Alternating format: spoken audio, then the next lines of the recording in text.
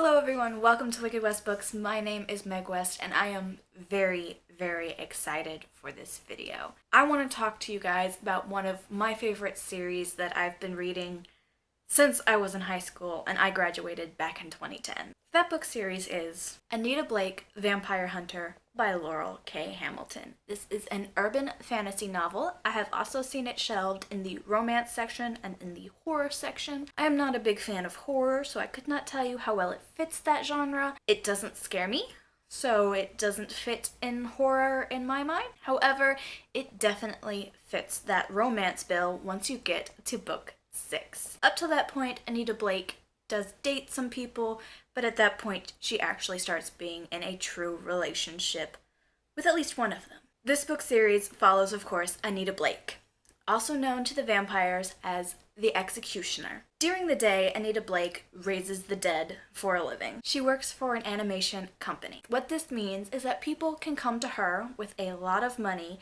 and ask her to raise a zombie for them. During the night, because she can't do it during the day, but during the night, she will raise that zombie, it will be alive enough to answer any questions put forth to it, and then back into the grave they go. But Anita Blake's other job is Vampire Executioner.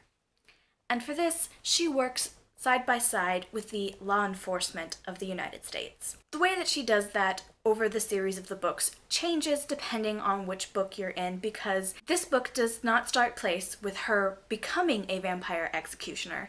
She already is one. This book takes place shortly after vampirism becomes legal in the US, which is unheard of in the world. This means, primarily, that you can no longer kill a vampire purely for being a vampire. They have to have broken at least one law and killed at least one person before you can put a stake through their heart and cut off their head.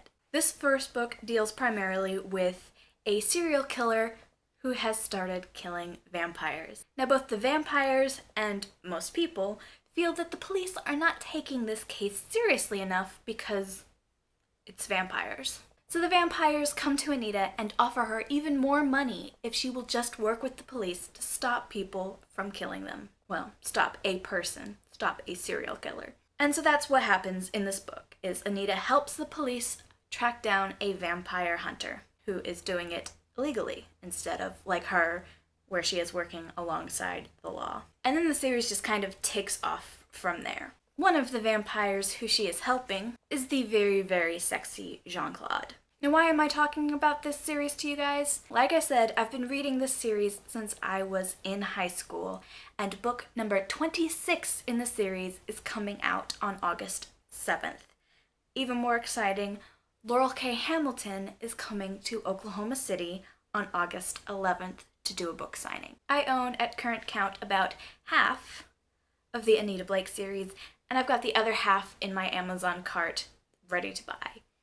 When the book comes out, I'll be buying an ebook copy so that I can read it that day, and then I will be buying a physical copy of the book at the bookstore for the book signing. And this is really going to be an amazing thing to do because she is an author that I have read for a very long time, and it's an author that a few of my friends also read, so we are all actually going to go up there in a group and just have a lot of fun at the book signing and in Oklahoma City for that day.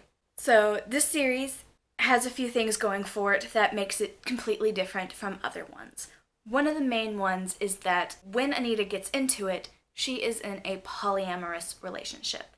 That means that she is dating multiple people, mostly men, almost exclusively men up till a point, and they all know about each other. That is what polyamory is. It is dating multiple people when everyone knows that you're dating multiple people. And in this aspect, it is actually an own voices novel because Laurell K. Hamilton herself is polyamorous. She has a husband, and they are together with another married couple, and they are all together, and it works for them, and that's all that really matters. One of the great things about this series is the polyamorous relationship because it's not something I've read in any other book. I'm sure it exists in other books, have not seen it. But it also kind of leads directly into the downside to this book. The biggest one, in my opinion, is that basically Laurell K. Hamilton wrote herself into the Anita Blake series as the main character. Almost exactly wrote herself into the book. In addition to that, another downside is that the books can get fairly repetitive. Every time you see one of the boyfriends, you get essentially the exact same description. I've taken to skipping the paragraphs when she meets one of her boyfriends a second time because there's no new information in there whatsoever. The upside to this is that you can read a book further on in the series and not be quite so lost. The downside is that you get to read the same description of the same guys almost 26 times. It's really a lot. Another one is that it kinda is just a little bit inconsistent.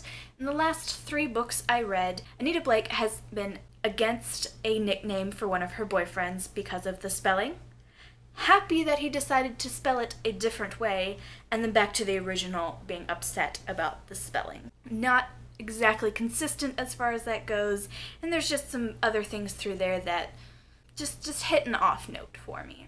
Overall, I really enjoyed the series, and honestly, I read it more for the romance than the rest of it. And Edward. I read it for Edward, which is part of why I'm so excited for this newest book, Serpentine, thus the Slytherin memorabilia that I have out now. This newest book is going to focus almost exclusively around Edward, and I'm excited. He doesn't normally dress that way, but that's Edward. One of the guys that Anita Blake is not romantically interested in. He's the only one with a higher vampire death count than Anita Blake has herself. It's one of my favorite series, and the fact that an author is coming to Oklahoma City and I get to go to her book signing for it is really exciting, and I'm looking forward to it.